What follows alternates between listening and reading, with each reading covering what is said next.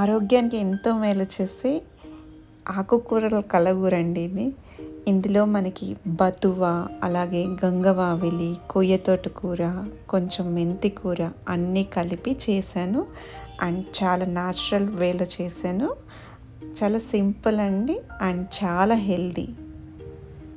ఈ ఆకుకూరలన్నీ home grown అండి, చక్కగా ఇంట్లో పెంచుకున్నవి. ఇంకెందుకు ఆలస్యం, ప్రాసెస్ చూసేయండి. Welcome to nature Majili. నేను మీ వరలక్ష్మిని.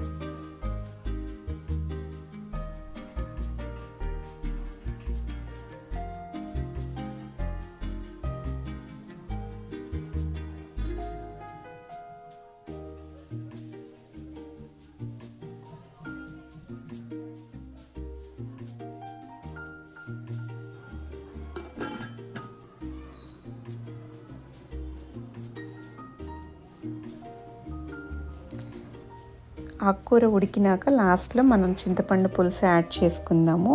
ఈ చింతపండు కూడా అండి నేను మారేడుమల్లి వెళ్ళినప్పుడు తెచ్చుకున్నాను. వీలైతే ట్రైబల్ ఏరియాస్కి వెళ్ళినప్పుడు చింతపండు తెచ్చుకోవడానికి ట్రై చేయండి. ఎందుకంటే మనకి స్టోర్స్లో దొరికేది ఎప్పటిదో మనకి కోల్డ్ స్టోరేజెస్ నుంచి చాలా ఇయర్స్కి వస్తుంది అనమాట. మనకి అంత ఫ్రెష్నెస్ ఉండదు. మనం ఒక్కసారి కనుక అలా అలవాటు అయితే ఫ్రెష్ చింతపండు వాడడం ఆ టేస్ట్ చాలా బాగుంటుంది అనమాట. మనకు అందులో కైండ్ ఆఫ్ స్వీట్నెస్ కూడా ఉంటుంది, చాలా కమ్మగా ఉంటుంది. అండ్ హెల్త్ కూడా చాలా మంచిది అలా ఫ్రెష్వి వాడితే.